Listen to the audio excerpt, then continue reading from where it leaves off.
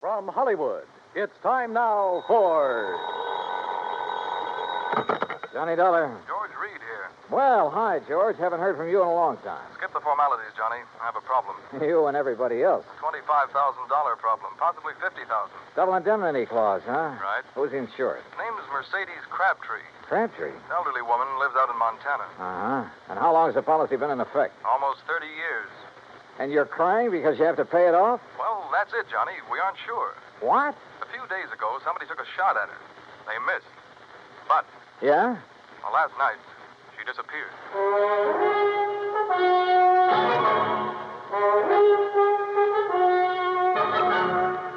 Bob Bailey in the exciting adventures of the man with the action-packed expense account. America's fabulous freelance insurance investigator. Yours truly, Johnny Dollar. And now, Act One of yours truly, Johnny Dollar.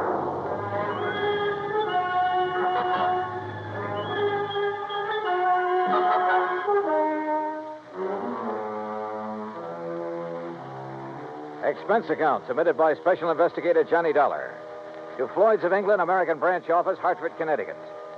Following is an account of expenses incurred during my investigation of the Silver Belle matter, spelled B-E-L-L-E. Expense account item 185 cents, taxi from my apartment to George Reed's office. He was on his feet waiting for me. His suit looked like he'd slept in it. Close the door, Johnny. Yeah, sure. Johnny, I'm not going to mince words with you. This one's important, not only to me, but to Floyd. Oh, how come? Because Mrs. Crabtree was one of our first American clients, and because Murdoch Morton sold her that policy. Murdoch Morton, who dat? My goodness, Johnny, Mr. Morton's the president of our company. You should know that by now. Oh, yeah, I suppose I should. Yes. Well, at the time Mr. Morton sold her the policy, he and Mrs. Crabtree became very close friends. And where was Mr. Crabtree while all this was going on? Now, he'd been killed in an accident in his mine 6 months before. Johnny, you have a very suspicious... I know, George. Prettier people than you have told me. Yes. Well, anyway, since that time, Mr. Morton and Mrs. Crabtree have corresponded regularly. And when Mr. Morton heard that someone had taken a shot at her... Now, wait a minute, George. Mr. Morton's in London, right? Yes. Well, just how did he happen to hear about the shooting? Through Mrs. Crabtree? No, Mrs. Henrietta Scott wrote to him. Oh. And just who is Mrs. Henrietta Scott? According to her letter to Mr. Morton, she claims to be Mrs. Crabtree's only friend in Silvergulch. Silvergulch? Montana. It's where Mrs. Crabtree's lived for over half a century, and it's where Mr. Morton wants you to go immediately. Oh. When did Mrs. Crabtree disappear? Well, you received a telegram from Mrs. Scott early this morning. She was supposed to have dinner with Mrs. Crabtree last night and got up to her house, but it was empty. Well, she waited until midnight, checked again this morning, then wired us. Who's the beneficiary on that life policy, George? Doesn't mean a thing. No? Why not? Well, only a couple of people know the policy exists. Also, the beneficiary happens to be Mrs. Crabtree's favorite charity. Good luck, Johnny. Oh, thanks, pal. I'm going to need it. Expense account item 2, $178, air transportation to Butte, Montana. Item 3, $14.90, bus fare, Butte to Silvergulch. Like George had said, it wasn't much of a town. I checked into the Silver Queen Hotel, rented a battered Model T, and drove out to the home of Mrs. Henrietta Scott.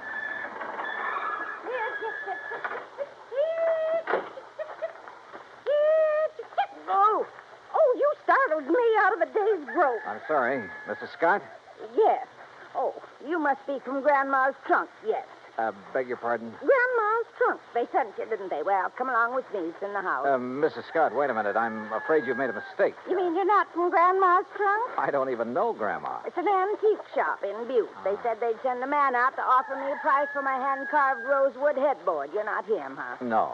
My name's Johnny Dollar. I'm an insurance investigator. Well, why didn't you say so right off? Come on inside. I suppose you're here about poor Mercedes Crabtree. God rest her soul. Yes, that's right. Is she still missing? Rest her soul. Sit down anywhere. Oh. No, not there. Willem settee. That's it. You comfortable now? Fine, thanks. The sheriff and a couple of men who work for Charlie Greenpaw were out looking for her most of yesterday. They're at it again today, but they won't find her. Leastwise, alive. Well, can you think of anyone who might have reason to kill her? Well, now that's hard to say. Most people in this town right now, they ain't got no use for her. They say she's stopping progress. Now, just what do you mean by stopping progress? Well, Charlie Greenpaw's busy getting some of the old buildings fixed up so they're livable again. He's planning on turning the whole town into a tourist attraction. Uh-huh. Well, Mercedes, she won't hold still for it. She won't let him set foot on any of her land. Won't sell none of it, neither. Does she own very much of the property around here? Little more than half of Main Street. And the thing that Charlie wants most, the Silver Belle. The Silver Belle? Richest silver mine in Nevada. Leastways, it was once. George Crabtree discovered it. Yes, When well, the now- vein ran out, he was killed trying to find it again. After that, the mine was closed. Mrs. Scott. Of course, the town closed down when the mine did. Mrs. Scott, were you with Mrs. Crabtree the day someone tried to shoot her? No. She was walking up toward her mine alone. Thought it was just a stray bullet. Just where is this mine? Oh, you can see it from the window right behind you. It's about halfway up the hill yonder. Here, you come over here and take... Well, I'll be first cousin to a stink bug.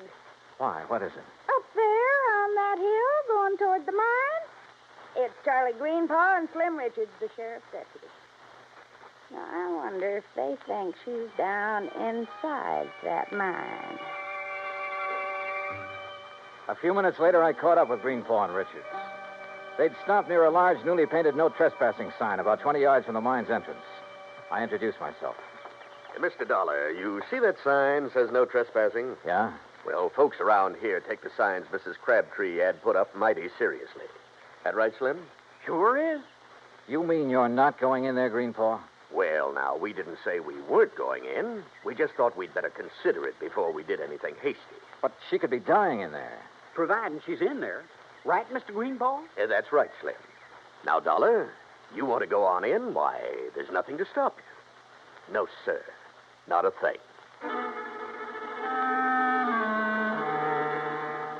I left daylight behind as I followed the narrow tunnel deep into the side of the hill. About 50 yards down, the tunnel branched off in two different directions. I stopped for a moment, then took the one to the right. I hadn't gone 10 feet when it happened. Holy jump.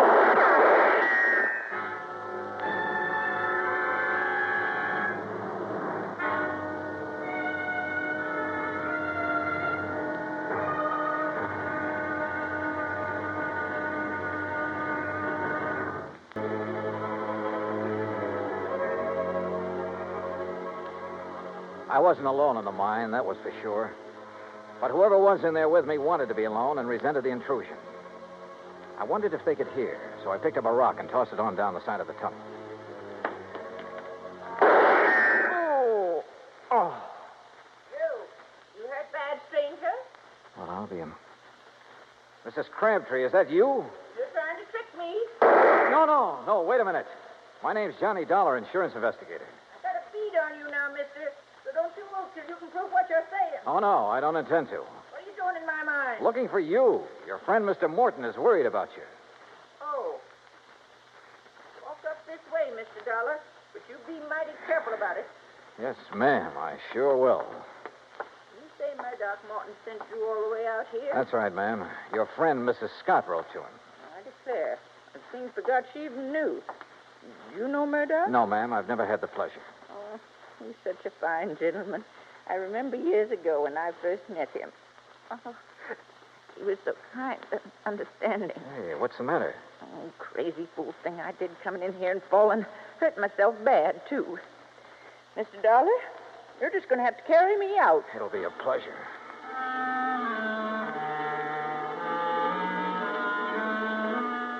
She couldn't have weighed more than 80 pounds, 6-shooter and all.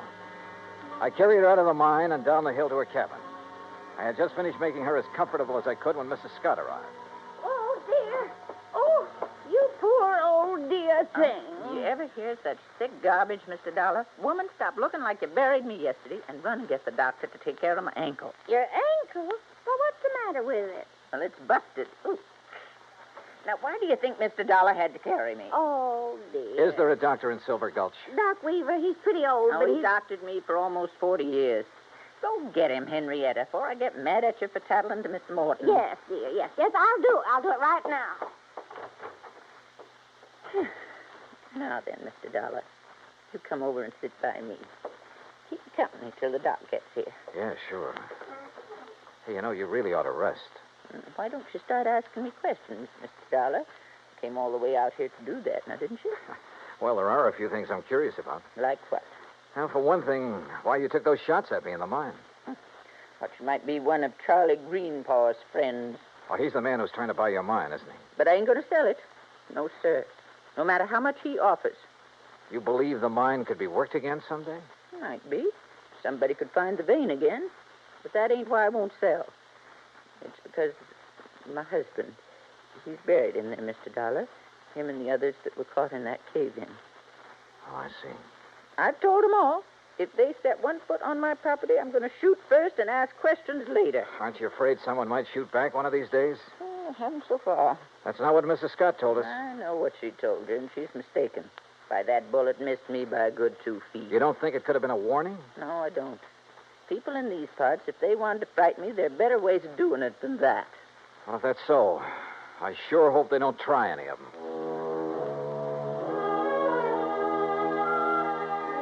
No one, at least so far as she knew, had reason enough to try killing her. Not even Charlie Greenpaw, although she refused to cooperate with the Silvergulch Improvement Committee. I waited until Mrs. Scott returned with the doctor, then left and drove back to my hotel. I had finished supper and was heading toward my room when someone called me. Oh, Mr. Dollar. Yeah? Oh, Mr. Greenpaw, I was just thinking about you. That's so? Yeah. I was wondering why you hadn't thought to take a look in the Silverbell mine when you first heard that Mrs. Crabtree was missing. Well, to tell the truth, I'd left the search up to the sheriff until today. Then this morning, Isabel, that's my wife, she said if something did happen to Mrs. Crabtree, it'd sure look like I did it. Good thing you listened, because she was right. Yes, I know. Say, Dollar, I hear Mrs. Crabtree's taking quite a shine to you. Oh, where'd you hear that? Doc Weaver said that's all she talked about. Hey, look, if you'd like to pick yourself up a few $100s, you sure could do it easy. Oh? How's that? Just get the old lady to sell me her mine and the acreage along next to Mrs. Scott's place. Uh-huh. I'd give her full value for both. And that'd come to enough money for her to live on the rest of her life real comfortable. Now, you do that, Dollar, and I'll give you $1,000 cash. You know something, Greenpaw? What's that? I could have been mistaken about you. You want that mine and the land around it real bad, don't you? Sure. I spent a good deal of money fixing up the old buildings here in town. If I can get the Silver Bell and enough land out there to put a dude ranch on, why, this town will be able to make Virginia City look second-rate. Now, what do you say? I don't know. I'll relay your proposition to Mrs. Crabtree. The rest is... What's all the excitement out there? Oh, it sounds like... Miss Greenpaw! What is it, Slim? What's going on? Fire! Miss Crabtree's cabin. It's blazing like fury.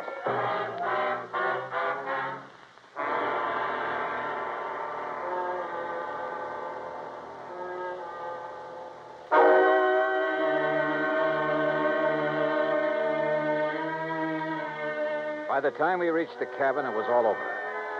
For a moment, I was afraid Mrs. Crabtree hadn't managed to escape. Then I saw her on the ground near the sheriff's car, wrapped in blankets. Hey, you! Get back over there! It's all right, Sheriff. This is Mr. Dollar. Oh, I heard you're in town, Mr. Dollar. This is Sheriff Wilkins, Johnny. Sheriff, do you have any idea how this fire started? Not yet, I don't. I asked her, but... I'd rather not talk about it now, Johnny. Maybe some other time. Whatever you say. She's pretty done in. Johnny? Yeah? You tell Mr. Greenpaw. Tell him I'll sell. Will you do that for me? Well, look, I'll talk to you about it in the morning. No. I want to sell now. Nothing to stay here for. Nothing. We'd better get her down to Mrs. Scott's place. Doc Weaver's given us some morphine. You go ahead, Sheriff. I'm going on back to town. Sure. See you later, Dollar. Oh, Mr. Dollar, is she going to be all right? Yeah, I think so. Greenpaw, do you have a map of this area, including all the land you're planning on buying? Not on me. It's down at the office. You want to see it tonight? Yeah, I sure do.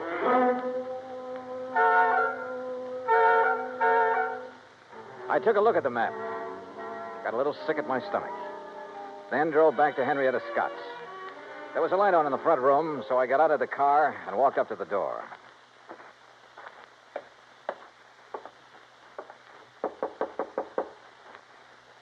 Yes, who is it? Johnny Dollar, Mrs. Scott. Oh?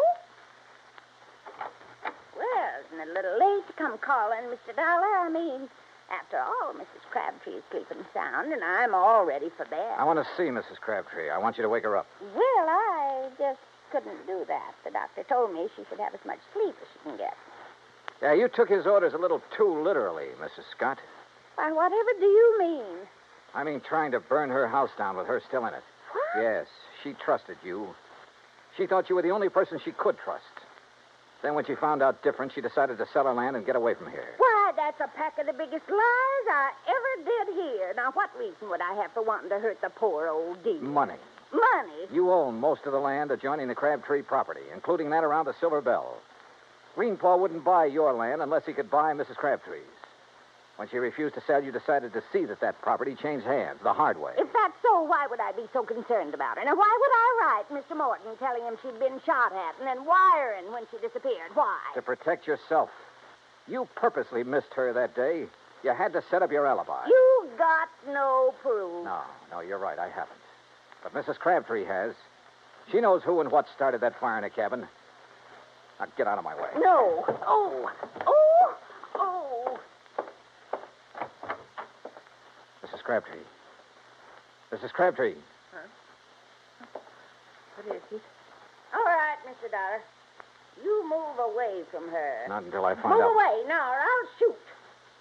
Oh, well, when you put it that way, Mrs. Scott, I'll have to. You were right about me missing her on purpose. Anybody's lived up here long as I have, they don't miss with a rifle good as this one. Mr. Dollar? Mr. Dollar, she started the fire. Mercedes, you shut up. You try and make me. Maybe I will, like I should have before. You see that... Oh, no, you don't. No. Give me that rifle, No. lady. No. Why? Why did you have to ruin it? Why? Somebody had to. You okay, Mrs. Crabtree? Yes. Did I do good getting her attention? You did just fine.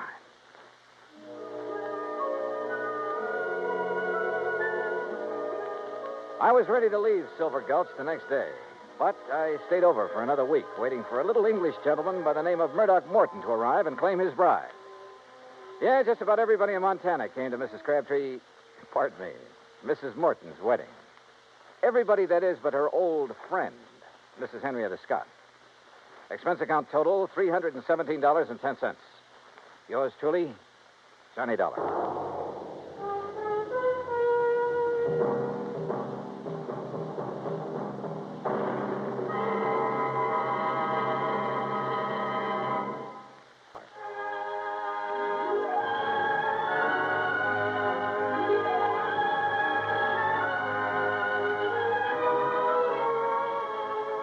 Yours truly, Johnny Dollar, starring Bob Bailey, originates in Hollywood.